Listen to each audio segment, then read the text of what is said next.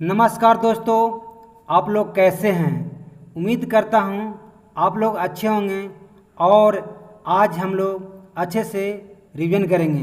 तो दोस्तों, मैंने पिछली क्लास में जो पढ़ाया था एनसीईआरटी 10th क्लास का इंडियन ज्योग्राफी चैप्टर 3 जल संसाधन। क्या है जल संसाधन? दोस्तों, एक वीडियो में लंबा होने के कारण मैंने पूरी चैप्टर कंप्लीट नहीं कर पाए थे, इसलिए आज हम चैप्टर 3 का पार्ट बी के रूप में लाए हैं। तो देखते हैं इसे पिछली बार मैंने क्या क्या रिवीजन कराए थे, उसको पहले देख लेते हैं एक बार। तो पहले मैंने पढ़ाए थे बहुउद्देशीय परियोजना, क्या पढ़ाए थे, और उसके और पीछे देखते हैं बांध के उदाहरण।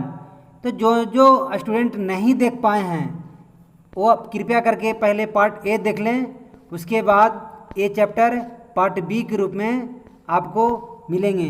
तो आज हम लोग शुरुआत करते हैं कृष्णा गोदावरी विवाद। कृष्णा गोदावरी विवाद, कृष्णा गोदावरी विवाद। तो दोस्तों, कृष्णा गोदावरी विवाद आज हम लोग पढ़ते हैं, रिवीजन करते हैं। शुरुआत देखिएगा, कहानी कहाँ से शुरू होता है। कृष्णा गोदावरी विवाद में कहानी शुरू होता है महाराष्ट्र के सरकार से। महाराष्ट्र के सरकार ने यहाँ पे देखिएगा क्या किया, एक बांध बांध दिया, कोयना बांध। कौन सा बांध? कोयना बांध। लेकिन बांध जो बांधा कहाँ, तो यह है कृष्णा नदी। अब कृष्णा नदी पे इन्होंने क्या किया, यहाँ पे, कहाँ पे, यहाँ पे क्या बांध दिया, बांध बांध दिया। कौन सा बांध? कोयना बांध। जब महाराष्ट्र में जब कोयना बांध बांध दिया तो उसको ज़रूरत क्या था, क्यों बांधा? तो महाराष्ट्र सरकार का जल विद्युत उत्पादन करना था। क्या करना था? जल विद्युत उत्पादन। इसलिए कृष्णा नदी पे क्या किया कि बांध को बांध दिया। अब जब बांध बांध दिया तो उससे नुकसान क्या हुआ, तो बांध बांधने से कृष्णा नदी के पानी में कमी आ गया।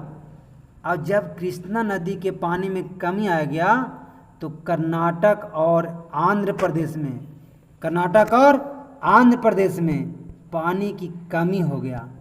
कहाँ? कर्नाटक और आंध्र प्रदेश में क्या हो गया, पानी की कमी हो गया। देखिएगा, बांध बांधना है कहाँ? महाराष्ट्र में। कौन सा बांध? कोयना बांध। कोयना बांध। ये कृष्णा नदी में जब पानी कम गया तो कर्नाटक में पानी की कमी हो गया और आंध्र प्रदेश में पानी की कमी हो गया, जिसके कारण, कमी होने के कारण कृषि में वहाँ प्रभाव पड़ा, कृषि कम होने लगा और उद्योग पर भी क्या पड़ा, प्रभाव पड़ा। तो सरकार ने, इसलिए कर्नाटक सरकार और आंध्र प्रदेश की सरकार ने, दोनों ने क्या किया, दोनों के बीच में विवाद हो गया। क्योंकि पानी कम जा रहा था, कर्नाटक और आंध्र प्रदेश के सरकार के बीच में क्या हुआ, विवाद हो गया।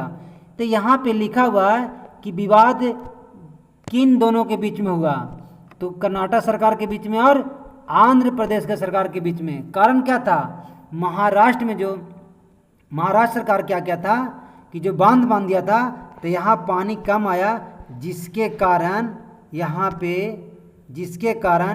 पे कृषि के प्रभाव पड़ा, उद्योग में प्रभाव पड़ा। तब जाके कर्नाटक और आंध्र प्रदेश सरकार ने, दोनों में विवाद उत्पन्न हो गया। ये है हमारा कृष्णा गोदावरी विवाद के नाम से जाना जाता है। आगे देखिएगा कि एक अच्छा चैप्टर है 10th क्लास का जल संसाधन। यहाँ पे देखिएगा बहुत इम्पोर्टेंट चैप्टर पॉइंट है कि वर्षा जल संग्रह। वर्षा जल संग्रह क्यों किया जाता है? क्योंकि कई ऐसा राज्य है जहाँ पानी की कमी है। क्या है? पानी की कमी है, जिसके कारण वर्षा जल संग्रह किया जाता है। देखिएगा, अगर मान लिया जाए कि वर्षा जल संग्रह तंत्र क्या है, एक सामाजिक है, आर्थिक है और पारिस्थितिकी के व्यवहार विकल्प हो जाना। यानी कहने का मतलब है कि सामाजिक, आर्थिक और पारिस्थितिक विफल विकल्प होने के कारण क्या वर्षा जल संग्रह करते हैं। देखिएगा यहाँ पे देखिएगा प्राचीन भारत में उत्कृष्ट जलीय निर्माण के साथ साथ, पहला पॉइंट है, जलीय निर्माण के साथ साथ जल संग्रह भी किए गए हैं। यहाँ पे थोड़ा एक शब्द मिस्टेक कर गया था, लेकिन जल संग्रह भी किए गए हैं। देखिएगा यहाँ पे मैप के साथ समझिएगा, ये पहाड़ी है, क्या ये पहाड़ी या पर्वत, और इस क्षेत्र में क्या है, देखिएगा ये पहाड़ी है और ये पर्वत है, ये पश्चिमी हिमालय है, मान लीजिए पश्चिमी हिमालय है। अब यहाँ से नदियाँ निकलती है, क्या इसको हम वाहिकाएँ बोलते हैं, क्या बोलते हैं, वाहिकाएँ। इस क्षेत्र के लोग हिमालय पर्वत में पहाड़ी या पर्वत के किनारे जो नदियाँ निकलती है उस वाहिकाओं को गुल अथवा कुल कहते हैं। फिर से समझने की कोशिश कीजिएगा, ये क्या है, पर्वत है, पहाड़ी है, और इस क्षेत्र में एक नदियाँ जो निकलती है उसको वाहिकाएँ कहते हैं। और वाहिकाएँ को क्या कहते हैं, वहाँ पे पश्चिम हिमालय में गुल अथवा कुल कहते हैं। और नदी की धारा का रास्ता बदल दिया जाता है, और नदी की धारा बदल कर क्या करते हैं, सिंचाई करते हैं, खेतों तक पानी पहुंचाते हैं। इसलिए अपना नाम जो दिए हैं गुल और कुल। देखिएगा आगे, देखिएगा कि पश्चिम भारत में ये सवाल बनता है कि पश्चिम भारत में राजस्थान में पीने का जल एकत्रित करने के लिए छत वर्षा और जल संग्रहित किया जाता है। इसका मतलब कि पश्चिम भारत में राजस्थान में पानी पीने के लिए एकत्रित करने के लिए छत पे जो वर्षा होता है उसको जल संग्रह किया जाता है। इसका मतलब वहाँ पानी की कमी है, इसलिए क्या करते हैं, पानी इकट्ठा करते हैं। देखिए यहाँ पे क्या बादल है, अब बादल क्या हो रहा है, वर्षा दे रहा है, वर्षा हो रहा है। और ये तमिलनाडु के घर, यहाँ के राजस्थान के घर है, और राजस्थान के घर है, यहाँ बीच में आंगन है, और यहाँ पाइप लगा दिए हैं। क्या है, ये पाइप है। अब पाइप के माध्यम से ये वर्षा का है यहाँ जमा हो रहा है, इसी को हम टैंक अथवा टाँका कहते हैं। जहाँ जल क्या होता है, यहाँ जल क्या होता है, जमा होता है। कौन सा जल, तो वर्षा जल। उसके बाद देखिएगा कि यह है राजस्थान, यह है राजस्थान, कौन सा है, राजस्थान। और राजस्थान में, ये राजस्थान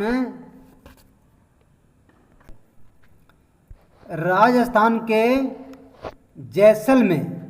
जैसलमेर में दो गो है, एक खादी नाव मिलेगा और एक जोहड़ मिलेगा।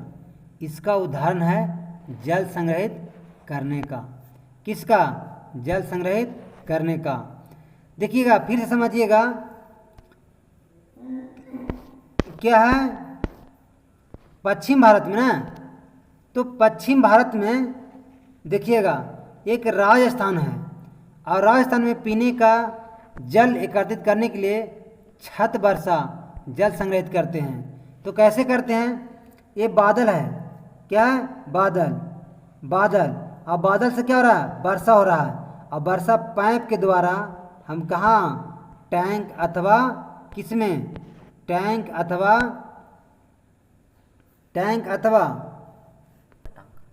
टाँका कहा जाता है। उसके बाद देखिएगा कि ये है राजस्थान के जैसलमेर में जो जल संग्रहित किया जाता है, दो जगह, पहला खादिन, दूसरा जोहड़। इस प्रकार से जल संग्रहित किया जाता है। आगे देखते हैं, यह है राजस्थान। तो राजस्थान में शुष्क, अर्ध शुष्क और शुष्क क्षेत्रों में, अर्ध शुष्क और शुष्क क्षेत्रों में विशेषकर 3 जगह, बीकानेर, फलोदी और बाड़मेर में कहाँ, यहाँ हर घर में पीने का पानी क्या किया जाता है, संग्रहित किया जाता है। और संग्रहित कहाँ किया जाता है, टैंक या टाँका में, अथवा एक और में, दूसरा में आंगन में। कहाँ, राजस्थान में। देखिएगा कि पहला कि जल छत और नलों को जो पहला जो वर्षा होता है, मान लीजिए कि बरसात बादल है, पानी होने लगा, तो पहला जो है जल छत जो है उन नलों की सफाई करने का प्रयोग किया जाता है। यानी कि जो पहली बारिश का पानी है उसे क्या होता है, छत और नलों की सफाई किया जाता है। उसके बाद क्या करता है, जल को हम सेव करते हैं, जमा करते हैं। यहाँ एनसीईआरटी में लिखा हुआ कि जो टैंक है उसका लंबाई चौड़ाई कितना है, तो इसको चौड़ाई है 2.44 मीटर, लंबाई कितना है 4.27 मीटर, और जबकि गहराई कितना है 6.1 मीटर, 6.1। इसका मतलब ये तो पूछेगा नहीं लंबाई चौड़ाई, लेकिन एक बार लिख दिए हैं। देखिएगा एक बार फिर से कि राजस्थान है, और राजस्थान क्या है, अर्ध शुष्क प्रदेश में और शुष्क क्षेत्रों में। विशेषकर 3 जगह नाम है, बीकानेर, फलोदी और बाड़मेर। यहाँ हर घर में पानी की क्या किया जाता है, संग्रहित किया जाता है। तो कहाँ करते हैं, टैंक अथवा टाका में या आंगन में। और जो पहली बरसात का जो पानी होता है उसको हम छत और नालों की सफाई करने के लिए प्रयोग करते हैं। और इसके बाद हम क्या करते हैं, दूसरा हम पानी को संग्रहित करते हैं। कुछ पॉइंट है यहाँ पे देखिएगा कि पॉइंट है कि पीवीसी पाइप, ये जो पाइप है जो उसका नाम है पीवीसी पाइप का इस्तेमाल करके छत का वर्षा संग्रहित करते हैं, पहला पॉइंट। दूसरा है रेत तथा ईंट का प्रयोग करके जल का छनन करते हैं। कहीं पूछ दिया जाए कि जल का छनन राजस्थान में किसके द्वारा करते हैं, तो रेत माने बालू और ईंट के द्वारा क्या प्रयोग करते हैं जल छनन के लिए या फिल्टर के लिए। भूमिगत पाइप के द्वारा जल हौज तक ले जाया जाता है, तुरंत इस्तेमाल किया जाता है। इसका मतलब कि तीसरा है भूमिगत पाइप के द्वारा जल हौज तक ले जाया जाता है और इसका इस्तेमाल जस्ट किया जाता है, तुरंत किया जाता है। कुएं का जल भूमिगत का पुनर्भरण दोबारा भरना यानी पुनर्भरण करता है। यानी कि हम अगर मान लिया जाए कि टैंक में और टाका में अगर पानी की कमी हो गया तो कुएं का जल से भी क्या करते हैं, भूमिगत जल का निर्माण यानी दोबारा भर सकते हैं, कुएं से भरा जाता है अगर घट जाता है तो। इसके बाद देखिएगा कि यहाँ पे है ईंट है और ये पानी है, और ईंट हो गया पहला, ये रेत हो गया, और ये क्या टैंक है, और यहाँ से जल छना रहा है, फिल्टर हो रहा है, और यहाँ टैंक में क्या रहा जमा हो रहा है। यहाँ पे देखिएगा कि एक वर्षा का बूंद बनाया हुआ है, और ये वर्षा जल है और पीवीसी पाइप है और टैंक में जा रहा है। सारा मैंने मैप के साथ बना दिया हूँ ताकि देखने के बाद आपको मैप से समझ में आ जाए। इसके बाद देखिएगा कि है क्या पालर, यह है पालर। तो राजस्थान में संचित जलों को पालर कहते हैं। अगर मान लीजिए कि राजस्थान में जाइएगा और जो वर्षा जल है उसको संग्रहित जल को पालर कहते हैं। क्या कहते हैं, पालर। वर्षा पानी को प्राकृतिक रूप से शुद्ध होता है या शुद्धतम होता है, यानी वर्षा जो है पानी प्राकृतिक रूप से शुद्ध होता है। और भारत के कई ग्रामीण इलाका में, शहरी क्षेत्रों में जल संग्रह किया जा रहा है। इसका मतलब अब धीरे धीरे ये क्या है, ग्रामीण और शहरी क्षेत्रों में भी जल संग्रह किए जा रहे हैं। तमिलनाडु एक ऐसा राज्य है, तमिलनाडु एक ऐसा राज्य है जहां हर घर या पूरे राज्य छत वर्षा का संग्रहित करना जरूरी है। इसका मतलब कि तमिलनाडु एक ऐसा राज्य है भारत में जहां हर घर, हर गांव और पूरे राज्य में छत वर्षा जल संग्रहित करते हैं। पूछेगा कि कौन सा ऐसा गांव है, क्या है, ये तमिलनाडु है पूरे गांव में, लेकिन ये कर्नाटक में भी है। कर्नाटक में गांव है गंडाथूर, नाम है क्या, गंडाथूर। एक गंडाथूर गांव में मैसूर जिला के पास 200 घर में वर्षा जल संग्रहित का व्यवस्था है। कर्नाटक में भी 200 घरों में वर्षा जल संग्रहित का व्यवस्था है। लेकिन मैसूर जिला में कौन सा गांव? तो यहाँ पे है गंडाथुर इसको नाम है, इसलिए इसको नाम कहीं पूछ दे तो ये ध्यान दीजिएगा। इसके बाद देखिएगा कि अगर शिलांग जो है यहाँ पे छत जल संग्रहित किया जाता है। शिलांग जो है मेघालय की राजधानी है। क्या है? मेघालय की राजधानी। यहाँ वर्षा जल संग्रहित किया जाता है। देखिएगा इम्पोर्टेंट क्यों है? शिलांग जो है मेघालय की राजधानी है। अब मेघालय में देखिएगा कि यहाँ सोचिए, यह रोचक तथ्य है। सोचिए कि मेघालय में 1200 एवं वर्षा होता है, यानी विश्व में सबसे ज़्यादा वर्षा मेघालय के चेरापूंजी या मानसीरा मेघालय में ही होता है। और वहाँ पे एक राजधानी है शिलांग, और शिलांग से दूर 55 किलोमीटर पानी की कमी है। सोचिए जिस राज्य में पानी सबसे ज़्यादा हो रहा है, वहाँ से शिलांग राजधानी से 55 किलो दूरी पे पानी की समस्या है। वहाँ पे क्या किया जाता है कि पानी क्या कहता है, घरेलू जल आवश्यकता का कुल मांग के लिए 15 से 25% हिस्सा जल छत संग्रह किया जाता है। एक और यहाँ पे देखिएगा, यहाँ पे है कि तमिलनाडु में वर्षा जल संग्रहित पूरे राज्य में अनिवार्य है। नहीं करने पर या दोषी पाने पर वहाँ कानूनी कार्रवाई होगा। कहाँ? तमिलनाडु में। आगे देखते हैं, एक क्या है, बांस ट्रिप सिंचाई प्रणाली। यह बांस ट्रिप सिंचाई प्रणाली ये 200 वर्ष पुरानी विधि है। कितना वर्ष? 200 वर्ष पुरानी विधि है। इसका मतलब है कि बांस द्वारा हम किसी सिंचाई को करते हैं। देखिएगा यह नदी और ये क्या है? झरना। पहला नदी, दूसरा झरना, और यह सदा नीरा झरना। सदा नीरा का मतलब सालों भर झरना में पानी बहते रहता है। यहाँ से क्या करता है कि कहाँ में? ये मेघालय में ये क्या करता है? बांस द्वारा, ये पौधा है, अब पौधा के जड़ों तक पानी पहुंचाता है। जड़ों तक क्या करता है? पानी पहुंचाता है। अब यहाँ पे सवाल पूछता है कि बांस के पाइप है। क्या है? ये बांस के पाइप है। अब पाइप जो है इसको चैनल भी कहते हैं, और इसका जो है बांस के पाइप में चैनल में 18 से 20 लीटर पानी आता है। ठीक है, और बूंद बूंद से जाके यहाँ पे गिरता है। इसी को बांस ट्रिप सिंचाई प्रणाली कहते हैं। लेकिन ये बांस में पानी जाता कैसे, उतरता कैसे, सवाल है।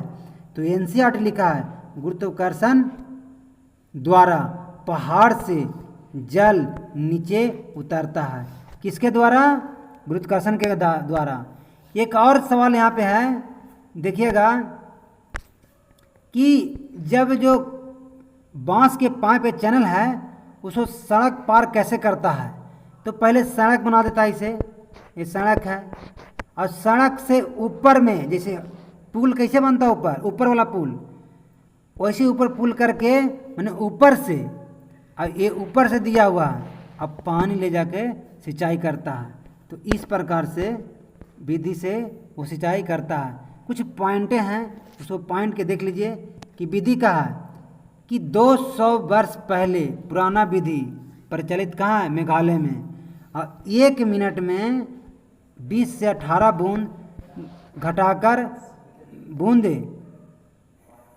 बूंदे घटाकर पौधे तक छोड़ा जाता है। सिंचाई जो है, सिंचाई के लिए पानी 18 से 20 लीटर तक जाता है।